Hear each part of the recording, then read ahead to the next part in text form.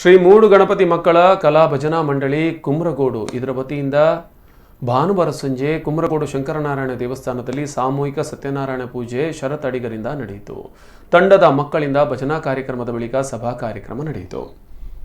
ಈ ಸಂದರ್ಭ ಪರಿಸರದ ಸಾಧಕರಾದ ರಾಜೇಶ್ ಶೆಟ್ಟಿ ಕುಮ್ರಗೋಡು, ಶ್ರೀನಿವಾಸ್ ಶೆಟ್ಟಿ ಕುಮ್ರಗೋಡು ಮತ್ತು ಕಾಂತಾರ ಚಲನಚಿತ್ರದ ಮಾಧವ ಪಾತ್ರಧಾರಿ ಪ್ರಭಾಕರ್ ಕುಂದರ್ ಇವರನ್ನು ಸನ್ಮಾನಿಸಲಾಯಿತು. ಈ ಸಂದರ್ಭ ಪ್ರಭಾಕರ್ ಕುಂದರ್ ಮಾತನಾಡಿ, ನಮ್ಮ ಜಿಲ್ಲೆಯ ಜನರು ದೈವ ಮತ್ತು ದೇವರ ನಂಬಿಕೆ ಕುರಿತು ಕಾಂತಾರ ಚಿತ್ರ ಚೆನ್ನಾಗಿ ಮೂಡಿಬಂದಿದೆ.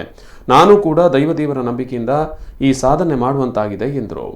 ಶ್ರೀ ಕ್ಷೇತ್ರ ಧರ್ಮಸ್ಥಳದ ಭಜನಾ ಪರಿಷತ್ ಅಧ್ಯಕ್ಷ ಬಾಲಕೃಷ್ಣ ಶೆಟ್ಟಿ, ಹೇಮಾ ಜಗನ್ನಾಥ್ ಪೂಜಾರಿ ಉಪಸ್ಥಿತರಿದ್ದರು.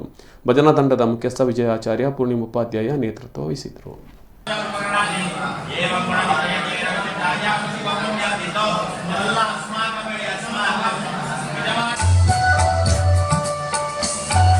ಕಸ್ತೂರಿ ಕನ್ನಡ ಯುವಕ ಮಂಡಲ ಅದು ಕೂಡ ಶ್ರೀ ಸನ್ನಿಧಾನದಲ್ಲಿ 83ರಲ್ಲಿ ಇದಾಗಿದ್ದು, ಉದ್ಘಾಟನೆ ಆಗಿದ್ದು.